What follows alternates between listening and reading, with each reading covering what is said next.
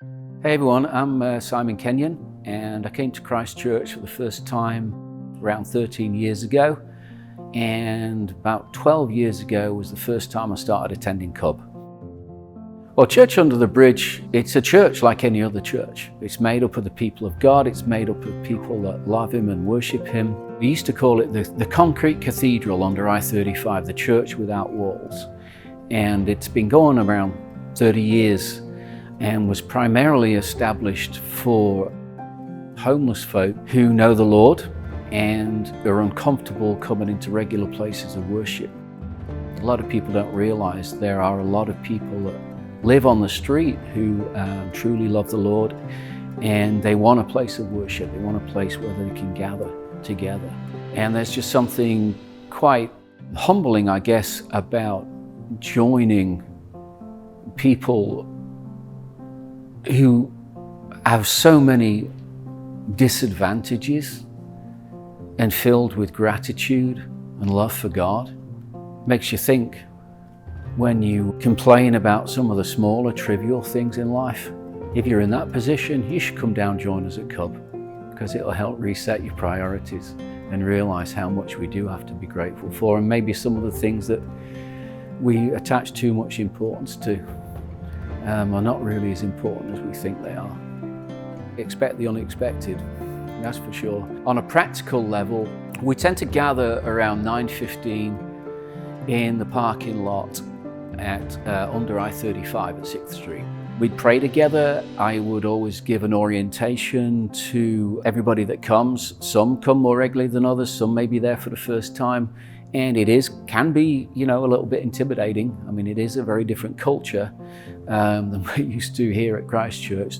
We try to put people's minds at rest and just give them an idea of the history of CUB and what to do. For those of you who are interested in bringing down your kids, we've never had problems for children down there, ever, in all the years that I've been going. We find actually when we're distributing food that we bring down there, a lot of times people actually enjoy receiving that food from a child. Somehow it's less kind of, humiliating. There's a lot of shame on the street, so there's something quite life-giving when people receive something like that from a smiling child. So we keep the children around that table. Others can go off, they walk around the perimeter, pray for the service, pray for people. The service itself would start at 10 a.m.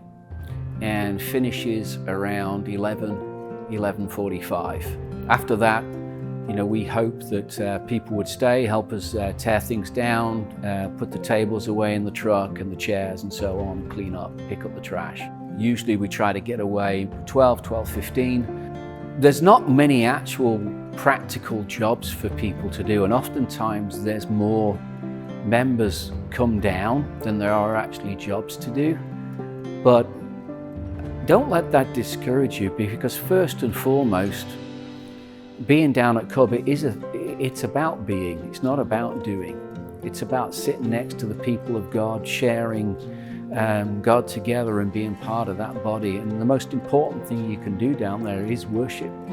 Enter into the worship, enter into the table, take communion, listen to the word, offer to pray for someone, and just enter into the worship service, just like we would here. It's exactly the same. I always say I-35 down there, it's loud, and there's a lot of mental illness. You get people shouting, you smell drugs, and the police sometimes show up, ambulances sometimes show up. It's kind of Satan being loud and shouting. But it's funny, once you've been there a while, if you're ready for it, you can tune all that noise out. And then suddenly you see something really quite beautiful going on among the people as they just celebrate and rejoice together.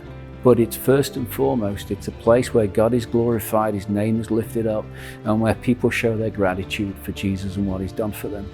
And for those who are on the outside looking in, we call it the church without walls. It's what makes it a special place. There's people looking, and they're looking at what's going on, and they have that opportunity to just absorb bit by bit, and we see that salvation come. And that's special, really special when that happens.